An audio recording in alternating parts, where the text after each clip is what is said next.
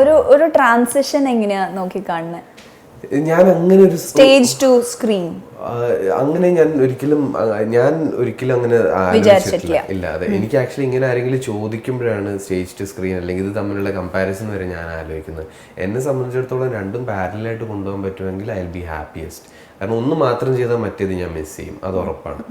അപ്പോൾ അതിനുള്ള ശ്രമമാണ് ഈ വെരി നോർമൽ ഫാമിലി ചെയ്തത്. ഇപ്പോൾ കൊച്ചിയിൽ ഇനി കുറച്ചു കാലം ഉണ്ടാവും എന്നുള്ള റിയലൈസേഷൻ വന്നപ്പം എങ്കിലും ഇവിടെ നാടകം ചെയ്തേ പറ്റൂ എന്നുള്ളതായിരുന്നു നെക്സ്റ്റ് തോട്ട് വന്നത്. സുഹൃത്ത് ബന്ധങ്ങൾ ഞാൻ ഈ കൊച്ചിയിലേക്ക് വരുന്നതിന് മുമ്പ് ഒരു 3 കൊല്ലം ബോംബെയിലായിരുന്നു. അതിനു മുമ്പ് ഒരു 4 കൊല്ലം ചെന്നൈയിലായിരുന്നു. ഞാനിങ്ങനെ പല സ്ഥലങ്ങളിലേക്ക് ചാടിയതുകൊണ്ട് ഏറ്റവും കൂടുതൽ സാക്രിഫൈസ് ചെയ്യേണ്ടി വന്നിട്ടുള്ളത് നല്ല ഫ്രണ്ട്ഷിപ്സാണ്. അപ്പോൾ നമ്മുടെ കൂടെയുള്ള സർക്കിളിൽ ചില ആൾക്കാരുണ്ടാവും. ഇപ്പം എൻ്റെ ഭയങ്കര ക്ലോസ് ഫ്രണ്ടാണ് എൻ്റെ ബെസ്റ്റ് ഫ്രണ്ടിന് ഒരു ബെസ്റ്റ് ഫ്രണ്ട് സർക്കിൾ ഉണ്ട്. അതിൽ നിന്നൊരു ഒരാൾ, ഇവർ രണ്ടുപേരും ഏകദേശം 4ാം ക്ലാസ് മുതൽ എന്തോ ഒരുമിച്ച് പഠിച്ചവരാണ്. അപ്പോൾ എനിക്ക് അങ്ങനത്തെ ആൾക്കാർ വളരെ കുറവാണ്. ഞാൻ പല സ്ഥലങ്ങളിലേക്ക് ചാടുമ്പം ഞാൻ ഈ ഇമ്മീഡിയറ്റ് സർക്കിളിലുള്ള ആൾക്കാരിലാണ് ഏറ്റവും കൂടുതൽ എനർജി ഫോക്കസ് ചെയ്യുക. അപ്പം ഈ ഫോണിൽ റെഗുലർലി വിളിക്കുക, എഴുത്തുകൾ എഴുതുക, മെസ്സേജ് ചെയ്യുക, I M terrible at that. അത് ചെയ്യുന്നത് മുഴുവൻ തൊട്ടടുത്തുള്ള ആൾക്കാരുമായിട്ട്.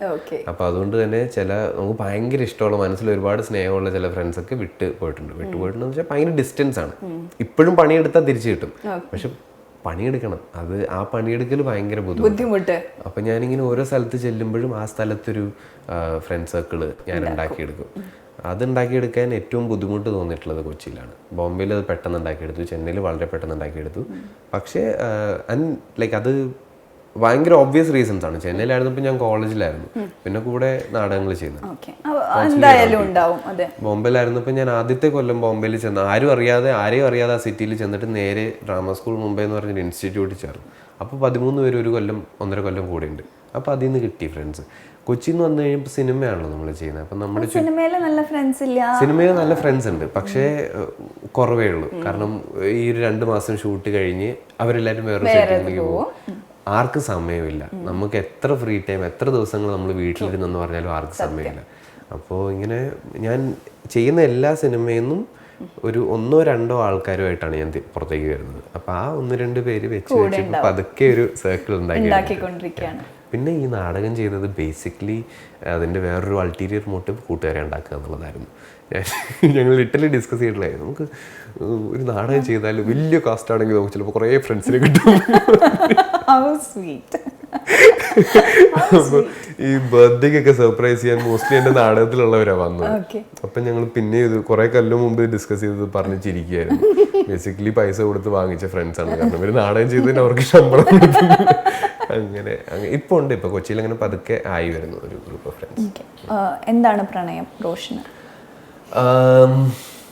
ഇത് മറ്റേ ചോദിച്ചതാ, കൊച്ചു ചോത്തായാലേ സീൻ. എൻ്റെ ആൻസർ അത് ലവ് ഈസ് ഫ്രണ്ട്ഷിപ്പ്. എനിക്ക് എന്താണ് പ്രണയം എന്നൊക്കെ വളരെ സബ്ജക്റ്റീവ് ആയിട്ടുള്ള, വളരെ പേഴ്സണൽ ആയിട്ടുള്ള ഡെഫിനേഷൻ ആയിരിക്കും ചിലപ്പോൾ. ഞാൻ പറഞ്ഞു കഴിഞ്ഞാൽ അതിനൊരു സെൻസ് ഉണ്ടാവില്ല. പക്ഷെ ഭയങ്കര ക്ലോസ് ഫ്രണ്ട്സ് ആയിട്ടല്ലാത്ത ഒരാളോട് എനിക്ക് ഇതുവരെ പ്രണയം തോന്നിയിട്ടില്ല. എനിക്ക് എപ്പോഴും ആദ്യത്തെ സ്റ്റേജ് ഫ്രണ്ട്ഷിപ്പാണ്. അങ്ങനെ നിന്നാണ് ചിലപ്പോൾ അത് കാരണം പ്രശ്നങ്ങൾ ഉണ്ടായിട്ടുണ്ട്, ഉണ്ടാവാം. പിന്നെ നമുക്കൊരു ഗ്രൂപ്പ് ഓഫ് ഫ്രണ്ട്സ് ഉണ്ടാവും ചിലപ്പോൾ ഇതിന് ചുറ്റും. അപ്പൊ നമ്മുടെ ഇക്വേഷൻ മാറുന്നതനുസരിച്ച് അവരുടെ എല്ലാവരുടെ ഇക്വേഷൻ മാറും. പക്ഷെ it always starts with friendship for me. അങ്ങനെ ഒരാളെ അല്ലാണ്ട് കണ്ടിട്ട് ലവ് അറ്റ് ഫസ്റ്റ് സൈറ്റൊന്നും എക്സ്പീരിയൻസ് ചെയ്തിട്ടേ ഇല്ല. എന്താണ് സംഭവം എന്നറിയില്ല. സിനിമയിൽ മാത്രമുള്ള അനുഭവം, അതും അഭിനയിച്ച് ഫലിപ്പിക്കാൻ നോക്കുമ്പോഴും ഇതെന്താണ് ഫീലിംഗ് എന്ന് നമുക്ക് ശരിക്കും അങ്ങനെ അറിയില്ല. സിനിമയിലൂടെ അഭിനയിച്ച് അത് മനസ്സിലായാലും മാത്രമേ ഉള്ളൂ. എനിക്ക് ലൈഫിൽ ഇതുവരെ അങ്ങനെ തോന്നിയിട്ടില്ല.